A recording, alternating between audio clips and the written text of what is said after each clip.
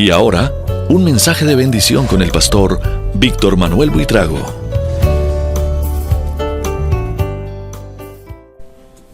El rollo dulce y amargo. Ezequiel capítulo 3 versículos 1 al 8. Y esa crisis contemporánea de la palabra en la iglesia de hoy. Cuando Ezequiel recibe el mandato divino de comer el rollo escrito por ambos lados con lamentaciones, gemidos y ayes, Ezequiel 2, 9 al 10, el profeta experimenta una paradoja que atraviesa toda la historia de la revelación. La palabra de Dios es al mismo tiempo dulce como miel en la boca y fuego en las entrañas. Ezequiel 3:3. Dulce porque es la voz misma del Dios vivo. Amarga porque su contenido es juicio sobre un pueblo que se niega a escuchar. Esta tensión no es un accidente histórico limitado al siglo VI a.C. Es un arquetipo que se repite cada vez que el pueblo de Dios se vuelve duro de frente y obstinado de corazón. Ezequiel 3:7. Hoy, 2500 años después, la escena se reproduce con una fidelidad inquietante. La iglesia visible, heredera del pacto y depositaria de la escritura, ha cerrado en gran medida la boca al rollo. No lo ha destruido, eso sería demasiado evidente, sino que lo ha sustituido por sucedáneos más digeribles. Mensajes de autoayuda envueltos en versículos fuera de contexto, revelaciones privadas que superan la autoridad de la revelación bíblica, esa revelación escrita. También shows multimedia que convierten el culto en espectáculo y una legión de nuevos apóstoles y profetas que hablan visión de su propio corazón, como dice Jeremías 23:16. El resultado es el mismo que en los tiempos de Ezequiel, un pueblo que tiene la Biblia en la mano, pero no palabra en el corazón. Primero, comer el rollo, la necesidad de interiorizar la escritura. El mandato come este rollo no es metafórico en el sentido débil. Dios no le pide a Ezequiel que lo lea, que lo memorice o que lo estudie académicamente. Le pide que lo coma, que lo haga parte de su propio ser. Solo después de digerirlo puede hablar con mis palabras, le dice el Señor. El profeta no será un repetidor mecánico de textos, sino un hombre cuya vida y mensaje están saturados por las palabras, esa palabra que ha asimilado. La iglesia primitiva entendió esto. Los bereanos examinaban cada día las escrituras para ver si estas cosas eran así. Eso dice Hechos 17:11.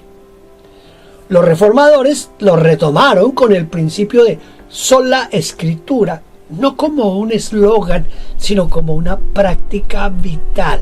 La palabra leída, predicada, cantada, meditada y obedecida debía impregnar cada rincón de la existencia cristiana.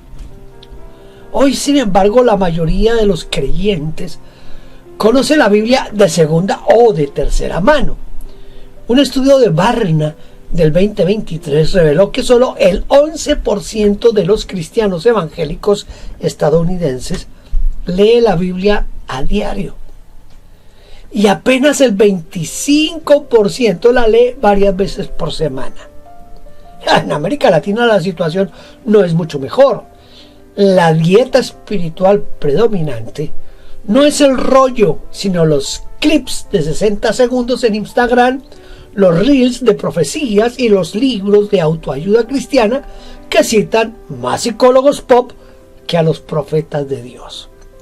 El resultado es predecible: una iglesia anémica, incapaz de discernir espíritus, una iglesia que confunde emoción con unción y espectáculo con la presencia de Dios.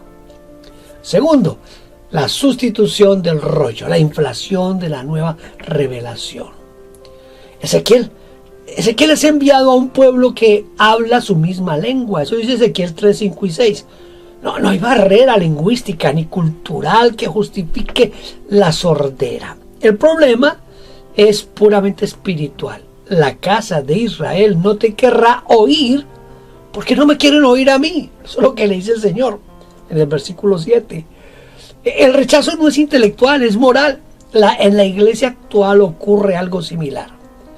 Nunca en la historia hubo tantas Biblias traducidas, tantas aplicaciones bíblicas, tantos recursos gratuitos en línea. La barrera ya no es el acceso, sino el apetito. Y donde falta apetito por la palabra escrita, aparece inmediatamente el apetito por la palabra inventada. Los movimientos neocarismáticos y neopentecostales de las últimas décadas han elevado la revelación fresca por encima de la revelación cerrada del canon bíblico. Se nos dice que Dios me habló, tuve una visión, el Señor me dio una palabra rema, con una autoridad que no admite contraste con la escritura. El rollo de Ezequiel es desplazado por rollos privados, impresos en colores vivos y vendidos en conferencias de avivamiento.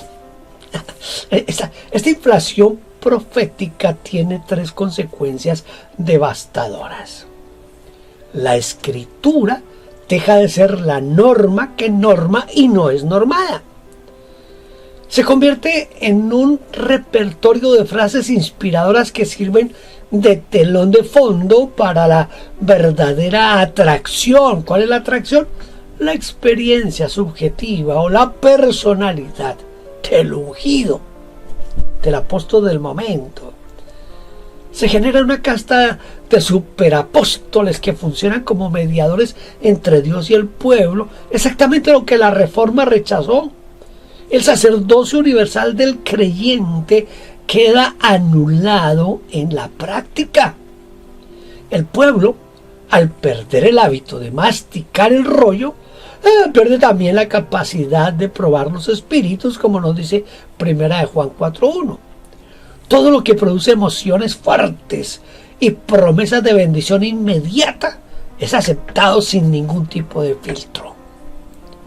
Tercero, la dureza de frente contemporánea.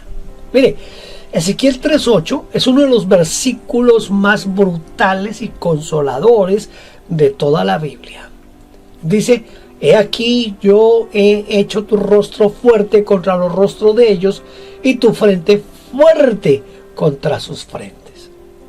Dios no le promete a su profeta éxito numérico, ni aceptación, ni estrategia de crecimiento espiritual. Le promete dureza para resistir la dureza. Muchos pastores y maestros fieles hoy viven exactamente esa realidad. Predican el texto semana tras semana y ven cómo la feligresía prefiere el culto de al lado, donde el espíritu se mueve con música estridente y profecías personalizadas. A los que predican la palabra se les acusa de fríos, legalistas o sin unción, precisamente porque insisten en que la unción verdadera viene por la palabra de Dios y por el Espíritu Santo, nunca contra ellos. La obstinación del pueblo actual adopta formas nuevas, pero idénticas en esencia a las de Israel. Se rechaza la predicación expositiva porque aburre. Se desprecia la doctrina porque divide. Se prefiere la experiencia a la verdad. Como si una cosa pudiera existir sin la otra.